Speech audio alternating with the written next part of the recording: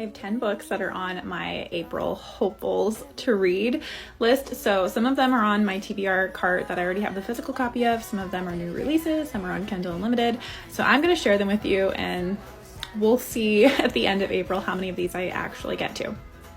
The first book that I am for sure reading this month is the new Abby Jimenez release, Just for the Summer. It comes out April 2nd, so that one's a given. The next book that is another absolute for sure given is Elsie Silver's new book, Wild Love. That comes out April 9th.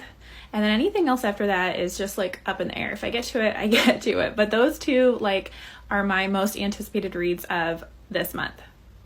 Then we have Wilder by Rebecca Yarros. This is book 1 of the Renegade series. I actually just started this last night, so I'm like a whopping 5% into it, but I'm definitely going to read this one and then see how I like it if I get through any more of the series this month.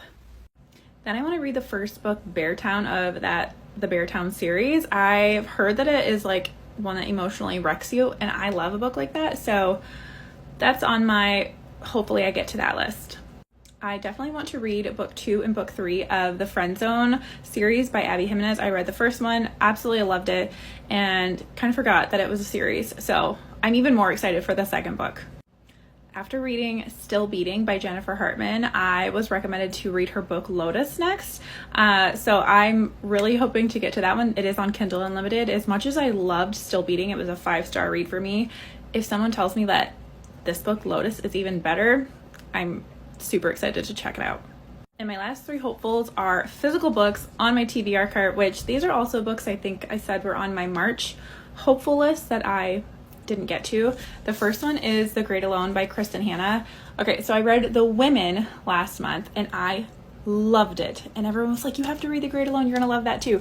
But I just felt like I needed to space them out and like savor the amazingness. So I definitely want to read it this month, finally. Next we have The Unmaking of June Farrow. I have heard that this gives Time Traveler's Wife vibes, which if you've seen some of my other videos, The Time Traveler's Wife is one of my absolute all-time favorite books. So if that's the case, hopefully I like this one as well. And the last one is The Wishing Game. I've had this on my TBR cart for a while now, but I've just been seeing more reviews and positive things said about this book in the last couple months. So I'm like, okay, I finally just need to do it.